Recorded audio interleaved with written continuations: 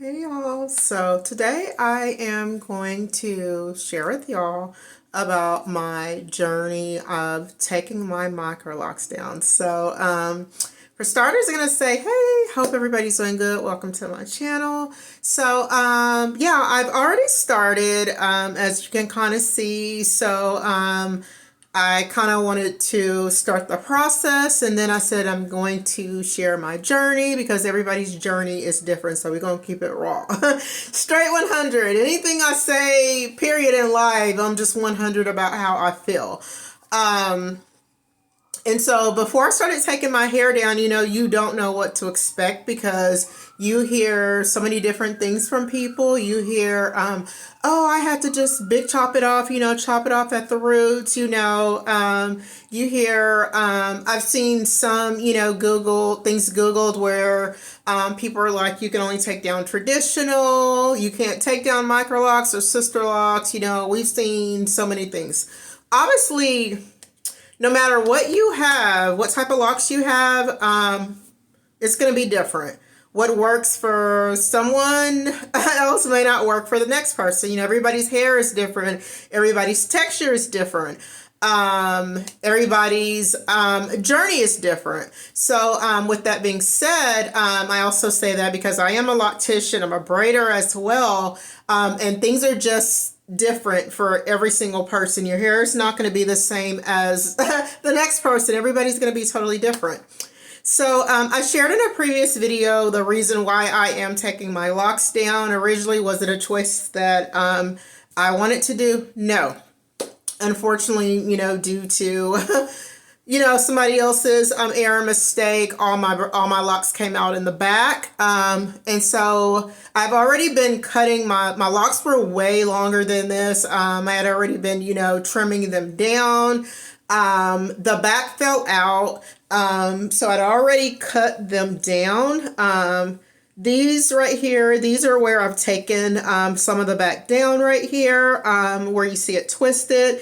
The other ones is where my hair broke off, and I just went ahead and, because they were all different sizes, and so I just went ahead and cut them down.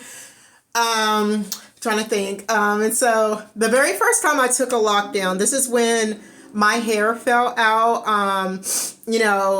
from a licensed cosmetologist. And I was just like, I really didn't want to cut my hair, y'all. And so I was really deciding, what's the next step? What can I do? And so I did the test run. I did one in the back. I took it down, and let's just say, okay, video cut me off. So back to where I was. So I took down the first one, and let's just say I lost the whole lock, literally. All the hair was gone, lost all the lock. And I'll say this, I think I've taken out, you can see right here, these are where I've taken. The lock obviously was a lot longer, but I could already tell once I've done a few at the end where they were thinner. So that hair was just going to break off anyway. So I already cut like an inch off. And this is like where what I have left. And then we have some in the back because I decided everybody's comfort level is different. Me personally, I didn't want to cut my hair off at the roots. Obviously, that's the easiest way. Don't get me wrong. Trying to take your hair down, it is not for the weak. It's not for the strong. And some of them just break off to where the whole thing breaks off. And you just lose it. I have like one right here where it's just like, it's just gone. And so, yeah, you'll learn. And what I learned, me personally, as I started going through, taking them down, I'm going to show you all the tools that I've been using. I have the rat tail comb, no help whatsoever. I also have this. This is the Flick and Tea that you can get, Flea and Tick comb that you can get off of Amazon. A lot of people say, oh, this helps. My personal opinion, this helps. Yes and no. What I notice, if you go too fast, it's like, because the hair is so fragile, it'll like break the whole piece of hair off. So just be forewarned. At least that's what my experience is. It'll just like break this. So this is a hit or miss. Everybody or different people say get conditioner. You can get, a cheap conditioner. I would say don't get anything too cheap.